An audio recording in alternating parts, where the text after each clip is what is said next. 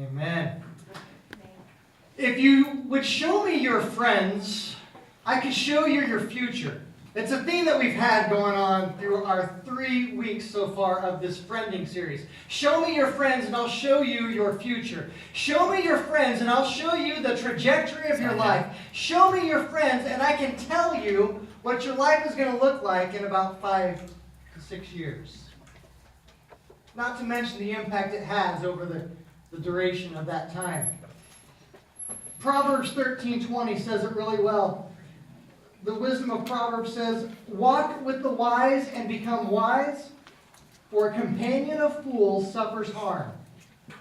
If you hang with passionate, positive, faith-filled people, you will become passionate, positive, faith-filled yourself. If you hang out with negative, critical, complaining people with bad attitudes, you're going to become negative, critical, complaining, and have a bad attitude. It's just the way it is. It's the way God wired us. He wired us to be in community with people. This particular Sunday is the most important message of the 4 that we're going to be teaching on, that we've taught the last 2 weeks, and that we're going to be teaching next week, because this is entitled One Community Away.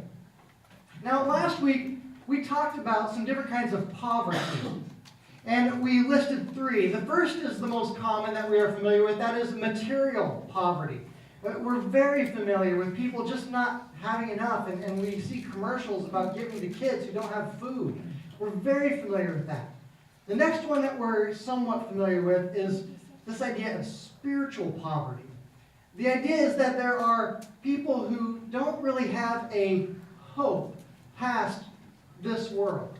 They might experience some different things in life. They might be able to experience happiness. But when it comes to looking at the end of their days on the earth, they get a little afraid. Maybe they lack the joy and the hope that is brought by knowing what's going to happen after this life is over. But there's a third poverty that we mentioned last week, and that is relational poverty. And if there's one poverty that is bigger than all the others, it's this one. And this is what social studies have told us, that of the 3 major types of poverty, relational poverty is by far the farthest reaching.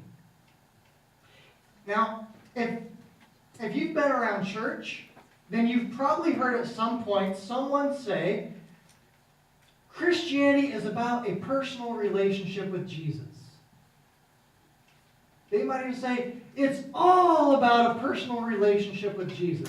Now, I don't really have a problem with that, but I think that really limits our God. You see, Christianity is about a shared relationship. As I look at the New Testament and I look at the Scriptures and I study and I see the dynamics of what's happening in that Bible, what I see is the dynamics of a shared relationship between God, the individual, and the community of people who trust Jesus.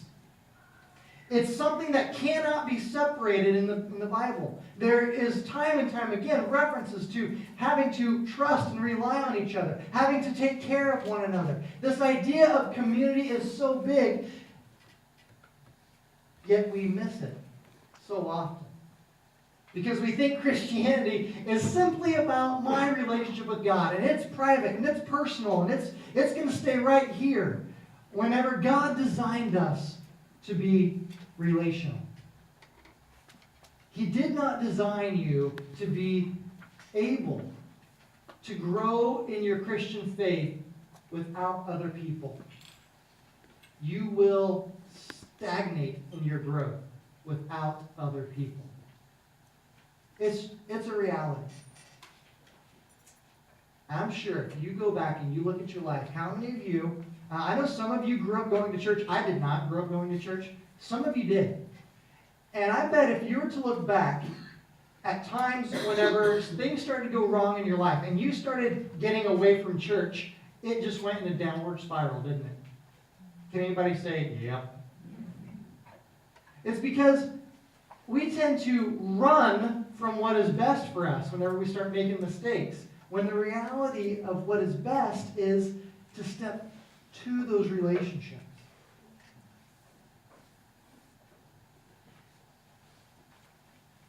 So I've just been chewing on this. What is it that's causing this relational poverty in America today? And I basically identified 3 things.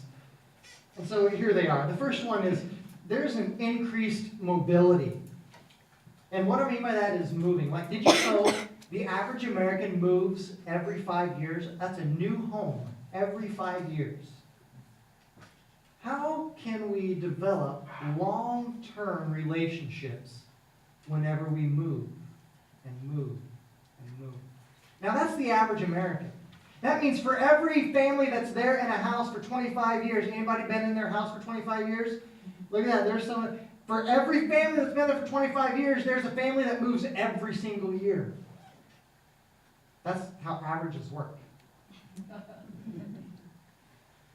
But did you know people ages 20 to 40, they average moving every 3 years? They haven't quite found their niche yet. And they wonder why they struggle so much whenever, I believe the answer is they need relationships.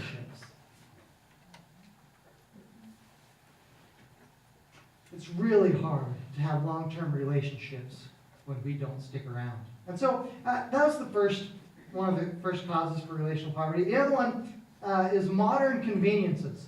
Okay, so if you're my age or older, you remember not having an answering machine, right? When answering machines just weren't in the house. I remember when we got it for the first time, I was like, what in the world? This is cool, right? And those of you who remember getting that, do you remember, and you're going to have to tell these younger ones, what did we use for caller ID? How did we find out who was calling? What was our method? We had to answer the phone, and we had to say hello. Taylor's residence, may I help you? Right? Did you remember in school you used to get taught how to answer the phone? You had like these lessons where you were in school and you had to practice, and they brought in these fake phones for you to practice on because you had to find out who was calling and how you could help them. Now, someone's calling me. Okay. Nope. Do that. Right? Yeah, that's the way it is. Modern conveniences have really hurt us relationally. I mean, think about online shopping, Amazon, right? You don't have to go see anybody. Yes, a couple of days ago, my wife was going through the Christmas cards and she found a card that had a check in it from my dad, right? And so, oh, this is great. Do we need to run to the bank anymore? No. Not anymore. She said, hey, can you deposit this? Sure can. I don't have to talk to a single person to deposit that check. I can do it in the convenience of my home. Huh. And, I mean, I'm not even going to get into, we had one TV growing up. All right? Now, we don't even count the TVs because everybody knows you have one for every person. What we do now is we make sure every person has their own device. See, what I'm getting at is modern conveniences now, there's individualized forms of entertainment. We don't even have to talk with each other for entertainment anymore. We can go into 4 different rooms and be totally happy. We don't even talk with our own family anymore, let alone with our neighbors. Right? It's sad, isn't it? Well, the third cause that I kind of boiled down was a rise in social media. And I've talked about this before, but I really do think that this is big. I read an article, or I saw an article the other day, and it talked about how social media is creating an epidemic of deferred loneliness. An epidemic of deferred loneliness. When things aren't going very well, how many of you, don't answer this out loud or with a hand, reach for a phone or go to the computer and check Facebook? See what's happening on Twitter. the last thing you do before you go to bed? You wake up in the middle of the night? Some of you actually have to check your Facebook. Right? First thing you do when you wake up, you check your Facebook. Well, here's the thing. I post, I upload, I tweet, and I wait for someone to like it. And my attitude is determined by if I get likes, if I get comments. My whole day can be made or ruined based on social media. Isn't that how a lot of people live? Isn't that interesting that we've come so far? Used to, you have to walk into a bank. Used to, you have to answer the telephone. Used to, you didn't have AC, so you went outside and you talked to your neighbors. But not now. You see, on social media, I momentarily get release from this loneliness. But whenever I walk away, I'm lonely again, and so I have to check it one more time. I believe technology has taken the place of people interaction in a lot of ways. And technology does not replace face-to-face interaction. Remember week 1 of the series, for the people that were here, I had you guys repeat something after me, and it went something like this. I will build my relationships face-to-face, not thumb-to-thumb. Yeah, that's pretty good. I'm surprised I remember. See, I think something's missing. Someone is missing. Or maybe it's not someone. Maybe it's a group of someone's. I want to propose to you this morning that you and I, you are one community away from changing the course of your destiny. One community, one group of people away from changing the course of your destiny. You're one group of committed Jesus followers away from changing the course of your destiny. You are one community where you share life together, where you do life together, where you go through the highs and the lows together. One community away from changing your destiny. What could happen? What could happen if communities experienced more of this kind of thing? Where when the kids are sick, you have not a friend you can call, you have a group of friends who don't even need to be asked. They show up. Right? They're there for you when your kids are sick. They'll provide meals for you. You know, there has to be no organizing of food. Who wants to take turns taking a meal over to see Star, you know?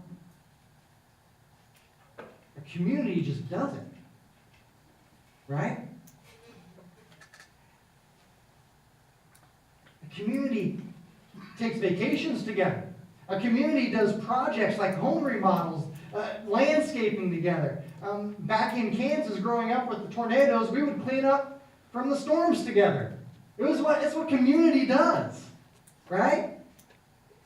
What if you were in a community where people prayed for you? What if they really prayed for you? What if you're in a community where they went over to your house and asked, "Can I pray with you right now?" What? Group isn't even, it's like 3 days away. What if you're in a community where people really encouraged you? It wasn't just a nice platitude when they see you. They were specific because they know you and they know what you're going through and they know exactly what kind of encouragement you need. What if you're in a community where you could really do life with each other?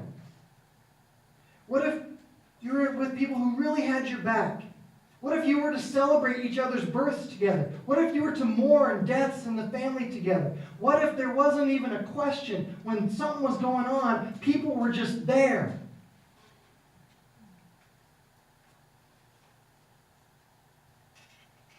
You go through the tough times when your kid is just off in the deep end. Who's there for you? Your life group. Your marriage is falling apart. Who's there for you? life.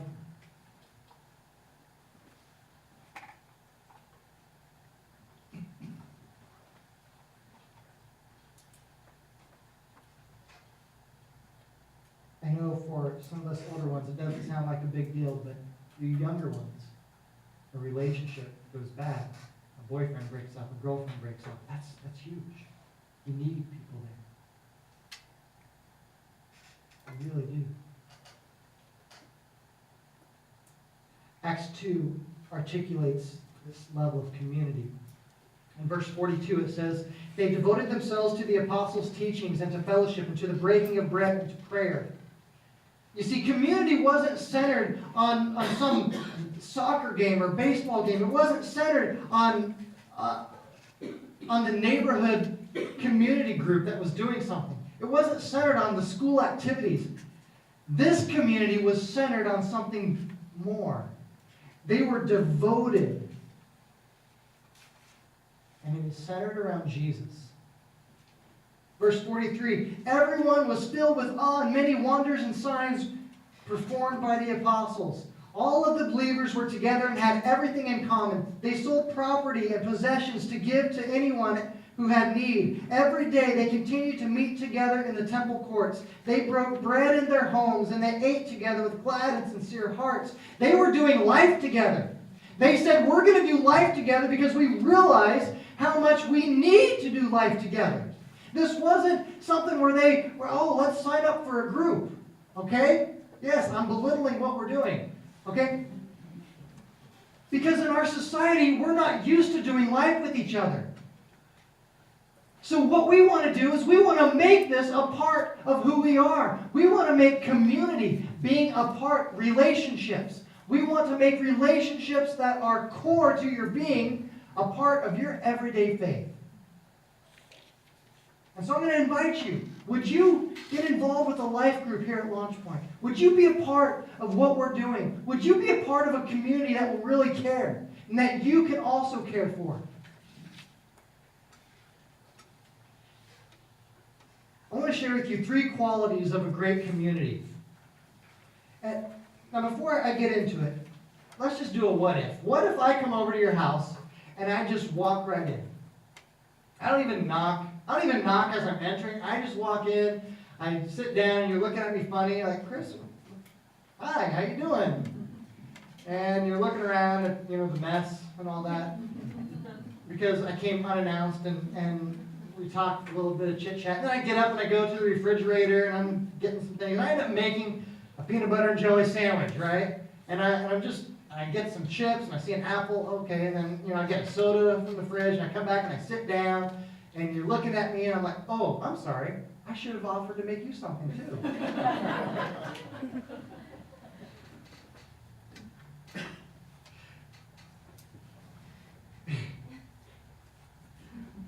Great communities have what I call refrigerator rights.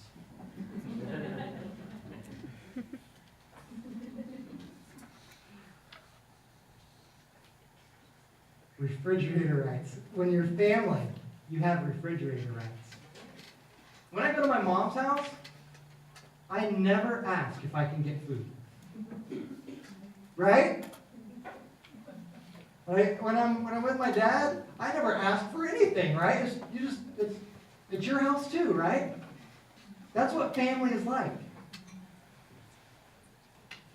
That's what our group was like that we had in Bakersfield before we moved here.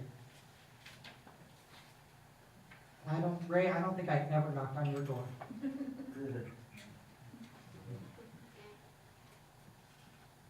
Some friends visiting from Bakersfield, they surprised us today.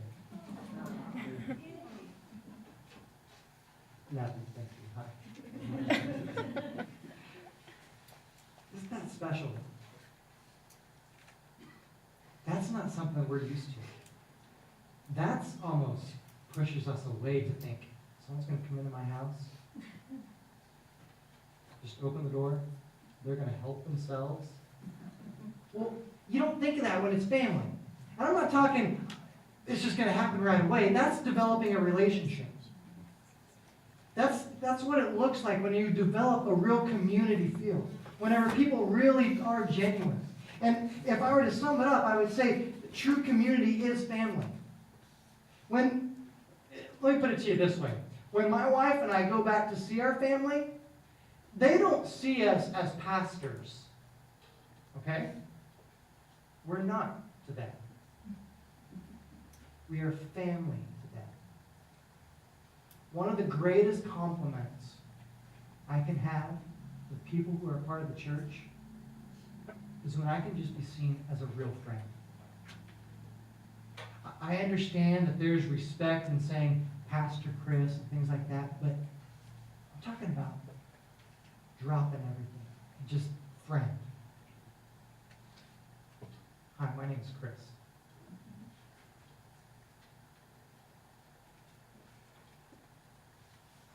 Acts 2, verse 44, we read it earlier.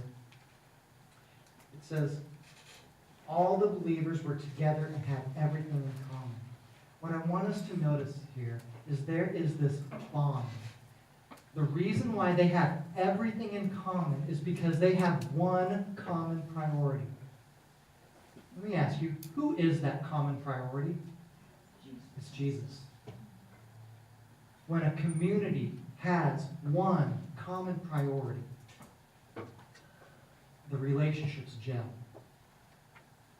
Why does a football team gel so much? Why do sports teams gel so much? Because they have one common priority. Right? There is a bond in Jesus that is so great that it trumps every other difference. Let me ask you, how many people in your life, outside of your family, have refrigerator rights in your home? And in how many homes outside of family do you have refrigerator rights? It's a different way to think about it, isn't it? 1, 2, 3, 4. If so, I think maybe it's time to start developing more community in your life. Great thing about a community is if I'm in trouble and Jim's not available, his family's gone, it's a community. So Alex is there for me. Sometimes both of them are gone. Jill is there for me. They're all gone. Gina and Travis are there for me. It's a community. A community that rallies around one another.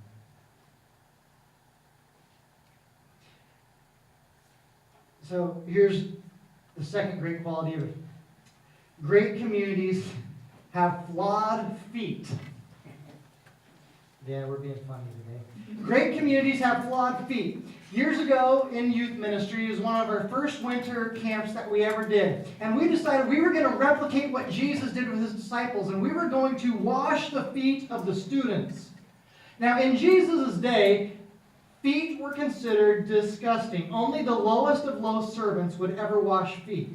In most houses, you had to wash your own, but you were expected to have clean feet. And so we were going to do this for the students. And we were amazed at how many students did not want us to wash their feet. They were embarrassed by their feet. They didn't want anybody touching their feet. Maybe you feel the same way. You don't really want anybody touching your feet. All right? I understand. It's interesting. I want to read to you part of a story dealing with King David. It's in 2 Samuel chapter 9. King David then asked him, "Is anyone still alive from Saul's family?" "Yes, one of Jonathan's sons is still alive. He is crippled in both feet. His name was Mephibosheth. There we go. When he came to David, he bowed down low to the ground in deep respect. David said, "Don't be afraid. I intend to show kindness to you because of my promise to your father Jonathan. I will give you all the property that was once belonged to your grandfather Saul, and you will eat here with me at the king's table." And Mephibosheth lived in Jerusalem because he always ate at the king's table. He was lame in both feet. You see, just as King David was totally completely willing to accept someone with some messed up feet, community accepts your messed up feet. By messed up feet, I mean messed up life.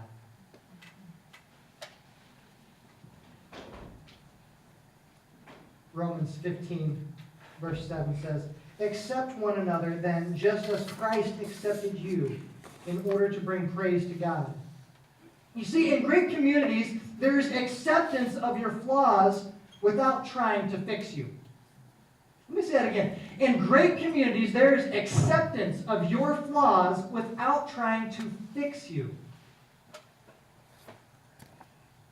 In the groups that we've been a part of, we saw some crazy things, and we've heard some crazy things.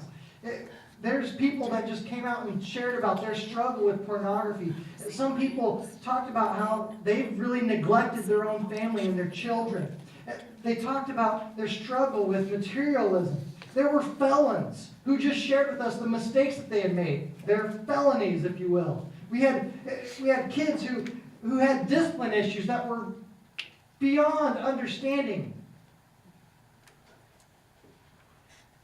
And there were leaders. There were leaders in those groups who struggled to have consistency in their life and in their faith. But in community, there is acceptance.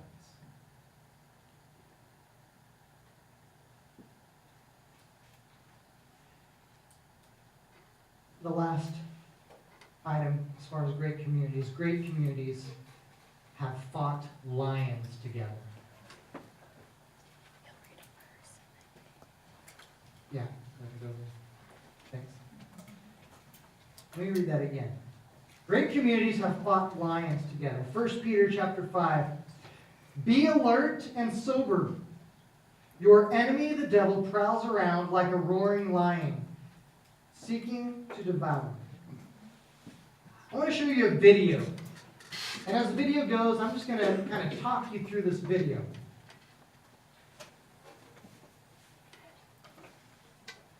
So this is a video with a bunch of lions and some water buffalo. The water buffalo have no idea what's going to be happening to them. But there's some crouching lions just waiting. And they're getting ever so close. And then pretty soon it happens. And he sees it. And all of a sudden the chase is on. And they're going for him. Let's go after the big one. Heck no, let's go after the easy one. Go after the baby. All right, here we go. Go get him. Jump. Take him down. Into the water. All right. Lions pounce. And they just keep pouncing on him. And pretty soon they're struggling. They're going to bring him up. And they're just going to surround him. 4, 5, 6 lions are going to be there. And more on the way all the time. And what's happening? This happens in life, doesn't it? The enemy comes after us and tries to get us and attack us. And he tries to get us when we're isolated, when we're outside of community. But when community comes, things happen. And so here comes the water buffalo. And they get serious. They're messing with one of their young ones. So they start chasing them off, one by one. Get out of here! Get out of here! Oh, you think you're going to hang out? No, I don't think so. Get out of here! And they just keep going. They're running all different directions. And you start to see that this little one, he gains strength because he sees that the community is there for him. And it gives him that energy and strength. And he gets up and he's able to escape. He escapes. Look at that. He's getting free. He's leaving. And the lions, they're done. Great communities fight lions. I can't say it enough. Great communities fight lions. Satan is going to attack you. Satan is going to attack your family. It's not a matter of if, it's a matter of when. When he attacks, will you have people around you to fight off the attacks?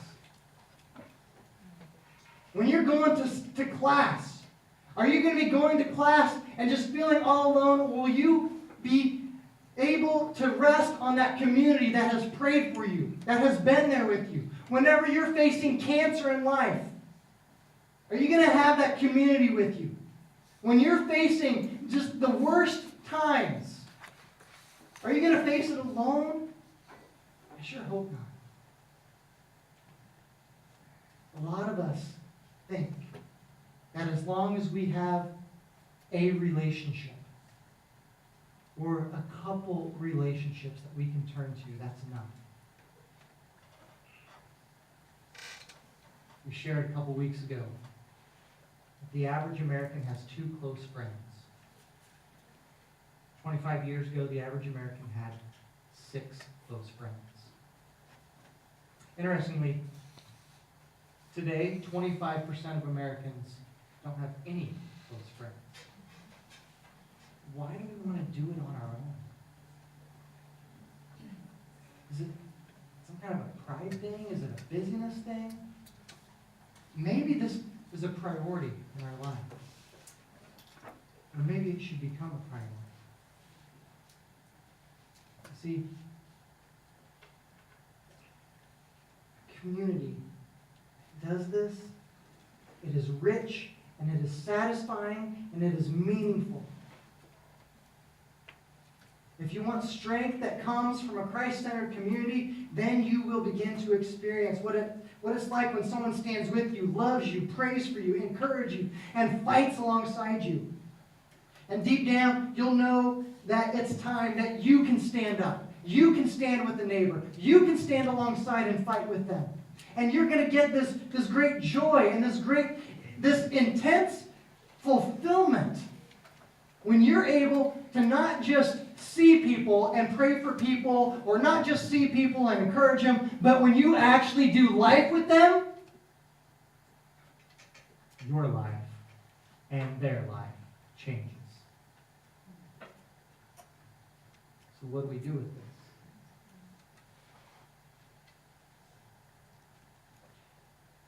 I think the words of Jesus are pretty potent, right? In John chapter 13. It says, "Everyone will know that you are my disciples if you love one another." You see, that kind of love that we're talking about, that kind of community, it's contagious. It's so contagious that it affects the people that see it. If we truly love the way Jesus demonstrated, if we truly love people, I believe, I heard it years ago, and I believe it, if we truly love people, we will not be able to find a building to contain all those who want in.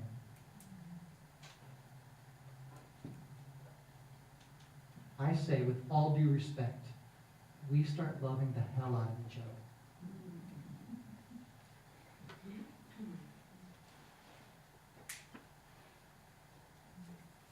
I invite you to be a part of Launch Point Community Church, to get involved with one of these life groups, and to start to see if we can develop that kind of community. Are you with me? You want to try this? I want to encourage you. We have the catalogs in there. A lot of you have signed up, and some are still thinking about it and chewing on it. Would you take this with you? And would you show it to someone this week? There's probably something that would stick out to either you or them. Would you invite them to join a group with you? Because it's not just you and I that need community, is it? That neighbor needs community. That coworker could use a group of friends like this. I say we give it to them. Christianity is about a shared relationship between you, God, and a community of Christ followers. And so today there's 2 basic action steps. First of all, you can sign up for a group. Secondly, maybe you need to begin that relationship with Jesus. On that connection card that I held up earlier, there's a place where it says My Next Steps. And there's some different options. And if today you're saying, I want to start a relationship with Jesus, would you mark that box? If you're saying, you know what, I'm ready to commit my life to Him, and you're ready to get baptized, why don't you mark that box?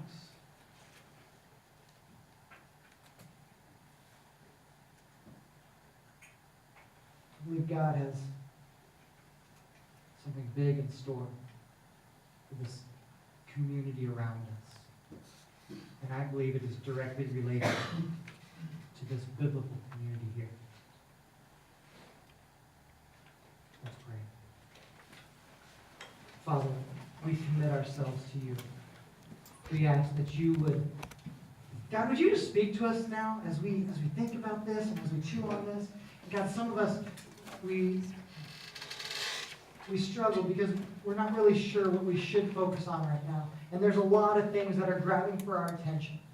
God, would you give us the ability to just tune everything out right now?